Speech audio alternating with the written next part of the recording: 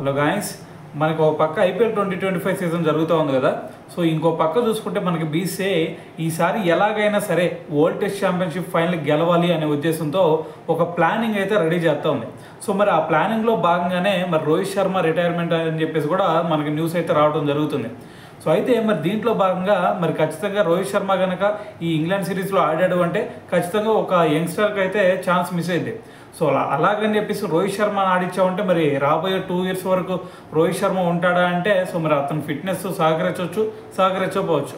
So మరి అతని main goal ఏంది, ఈసారి ఎలాగైనా సరే ఓడి వరల్డ్ కప్ గెలిపించాలి అని చెప్పేసి. సో మరి అప్పటి వరకు రోహిత్ శర్మ కంటిన్యూ అవ్వాలంటే టెస్టుల నుంచి ఖచ్చితంగా తప్పుకోవాల్సిందే. సో ఎందుకంటే మరి రెండింటిని బ్యాలెన్స్ చేయడం అనేది చాలా కష్టం. సో అందుకని చెప్పేసి మరి అతనైతే ఓడిఎస్కి మాత్రమే ఆడటానికైతే మరి రెడీ అయినట్టయితే కనిపిస్తూ ఉంది.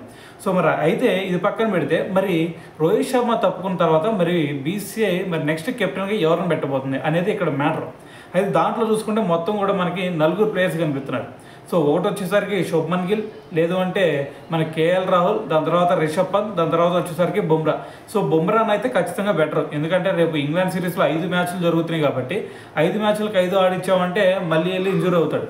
సో అందుకని చెప్పేసి అతను మాత్రం కెప్టెన్గా పెట్టే ఛాన్సే లేదు.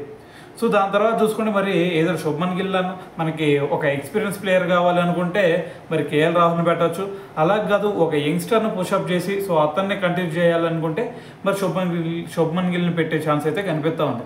సో ఏదైనా సరే మరి మన ప్లానింగ్ చూసుకుంటే ఈసారి మరి రోహిత్ శర్మ బయటికి వెళ్ళిపోయాడు కదా. సో మరి అతని ప్లేస్లో ఎవరు ఆడతారు అనే డౌట్ కూడా మీకు రావచ్చు.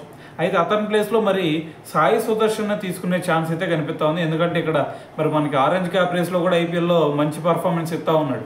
సో అందుకని చెప్పేసి అతనికి ఛాన్స్ ఇచ్చే పరిస్థితి అయితే కనిపిస్తూ ఉంది ఇక్కడ. సో ఏదైనా సరే మరి మన కెప్టెన్ విషయంలో కనుక ఒకసారి చూసుకుంటే మరి కేఎల్ రాహుల్కి ఇస్తే బెటరా, లేదంటే శుభ్మన్ గిల్కి ఇస్తే బెటరా? సో దీని గురించి మరి మీరేమనుకుంటున్నారు అనేది కూడా కింద కామెంట్ చేయండి.